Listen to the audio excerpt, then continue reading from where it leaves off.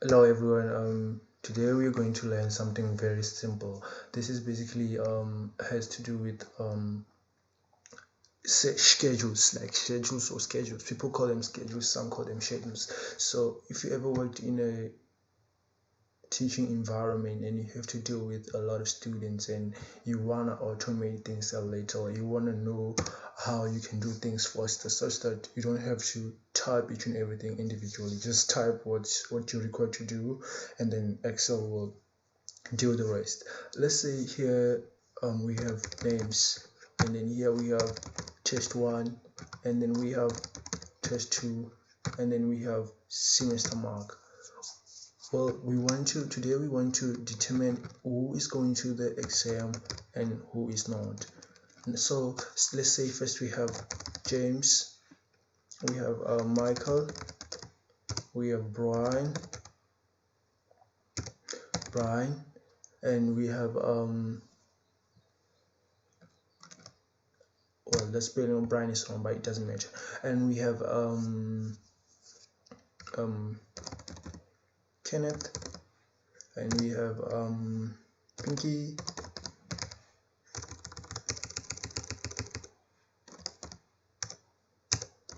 Pinky, and we have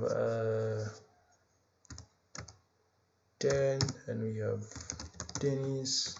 Yes, these are essentially our students. So first of all, first one, Dennis got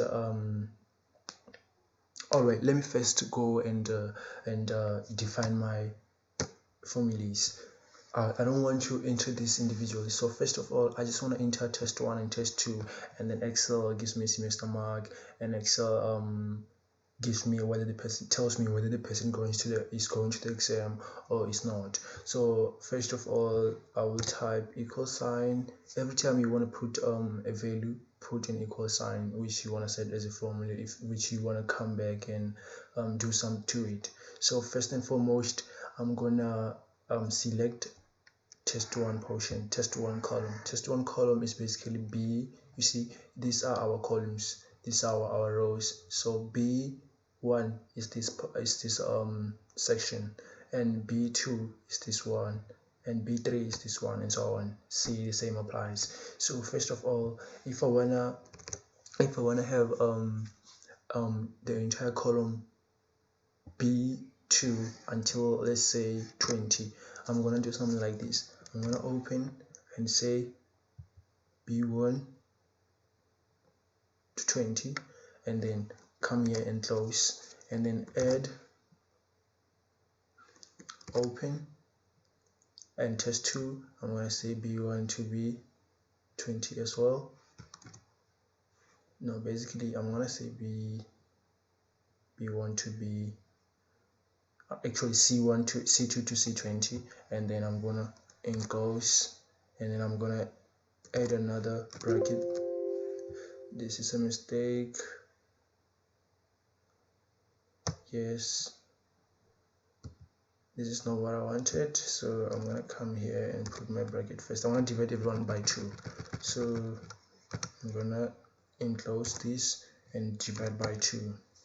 So your semester mark is gonna be these and these divided by 2, which is gonna give you these, and we will tell whether each one of them is going to the exam. So you press equal sign. For now it's gonna be zeros because none of them has written their exams yet, so their test 1 and 2s yet.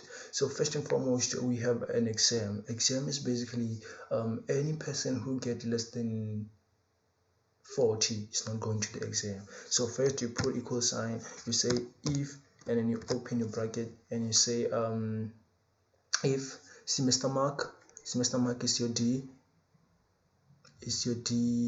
let's put it until 20 because you want to make our life easy by not having to come back here again. So let's put from here to 20.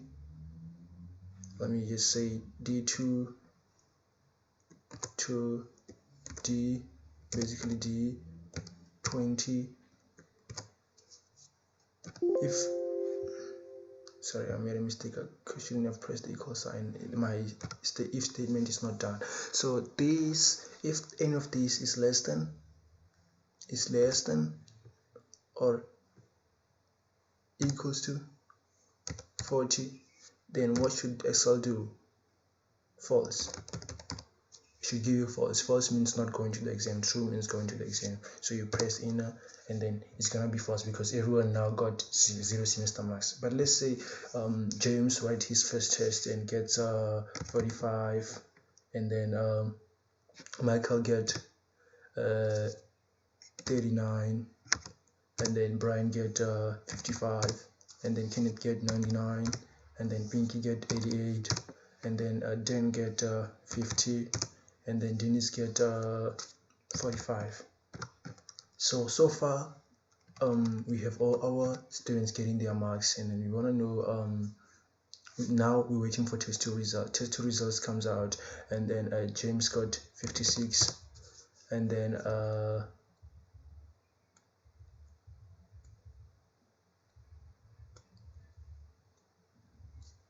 well, there's a mistake here. It's not supposed to be false here. Well, if D is less than 40, let me say less or equal to, equal or less 40, rather. Yes, I want to accept the correction. No, let me put rather the opposite one, which is going to be greater or equal to 40, and then we return true. I want to see if this will work. Yes. So you can see here when I put greater or equal to 40, then it's true. That means if you get at least 40, you go into the exam room, not that one which I have put, which was like almost 40. So every person who gets at least 40 will go to the exam room. By the way, this is how you write your statement. You put equal sign, if first, all in caps, and then D, which is the column here, and then D2 to D20 until ends here, and then you have greater sign or equal to 40, which basically means at least 40 will go to the exam room and it will return true. So yes, already we can see that some of the students are already going to the exam room despite not having written test 2. I mean, these ones are probably those smart students, and we know them.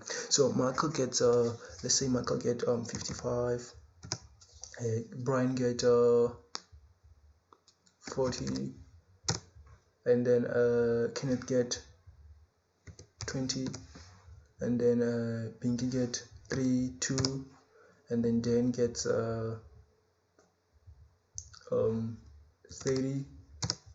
and then Dennis gets 20.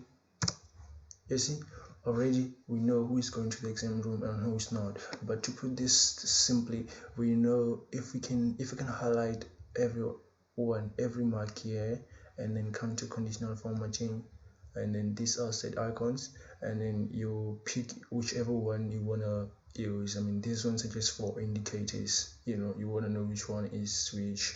We know that the red flag means not going, the yellow flag means in between, and green flag means exactly going, like it's extremely going, the person passed.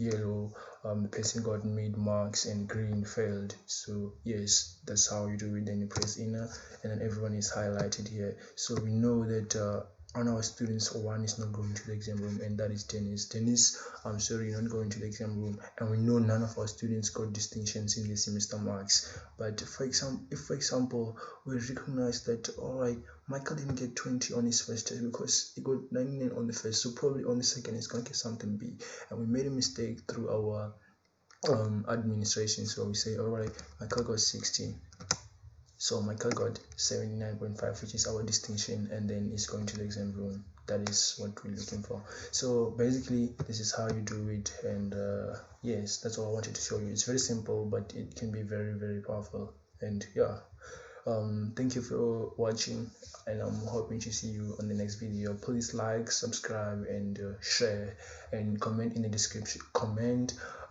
below and the video, and yes, leave a comments, and yeah, thank you so much. Tell us what you think about the video. Bye.